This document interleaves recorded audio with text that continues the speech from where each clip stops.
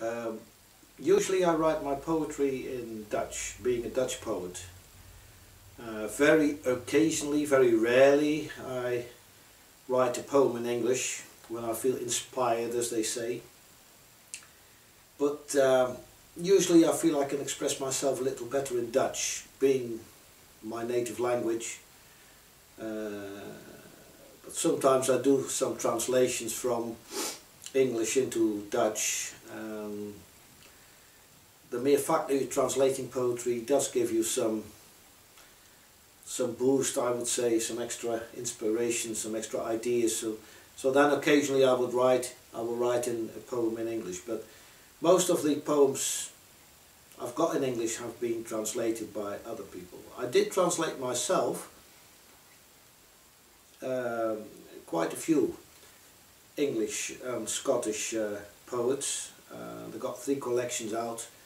The first one I published at Wagner van Zantens, in the publishing firm which ceased to exist, unfortunately, was Het Land aan mijn Schouder, The Country at My Shoulder, which is a collection of poetry, a selection of the poetry from the poetry of Moniza Alvi.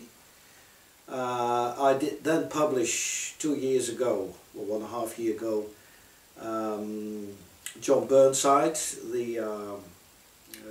Het Bal in de Inrichting, which means the asylum dance. It's not the collection of the same title in English which I translated, but it's a selection from John Burnside's poetry. You may be aware he won the T.S. Eliot Prize this year, and of course that makes you, as a translator, very happy.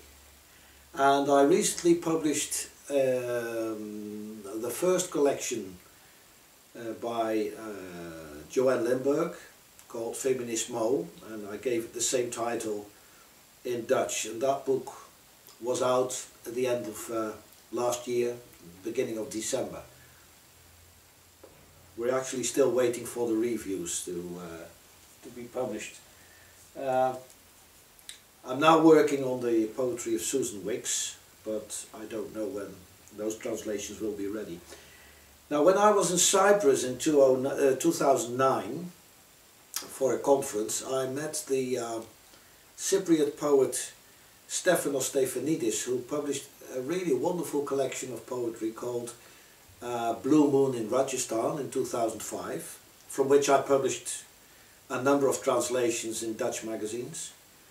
And Stephanos was kind enough to translate my poem Cyprus, which is from my collection In Dit Laagland, which was also published in 2005. And when I wrote the poem, I wrote it in Dutch, and my late wife, Stella Timonidou, translated it into Greek. And from the Greek translation, Stephanos made his translation into English. And of course we discussed it and we cooperated. But it's his translation, of course, but I read it both in Dutch and Greek to him and read his translation, and he published it in a wonderful magazine, which is, now I've got to take off my glasses because otherwise I can't see anything. It's a publication from the Panepistimiou Kyprou, the University of Cyprus, in the English language, and it deals with Cypriot literature, but also international literature.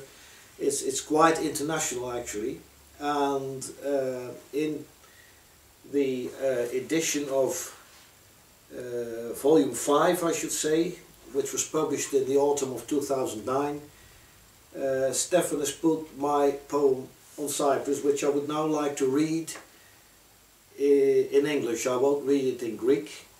That may sound too horrible, my Greek, but I'll read it in English in the translation of my friend Stephanos. Cyprus. The nightingales don't let you sleep at Platyrus. What's Platyrus? Who knows this island?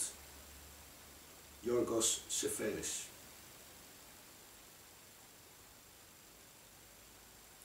Island like an autumn leaf in a puddle. Island that on summer days dreams of autumn cool and the spring morning that has passed forever.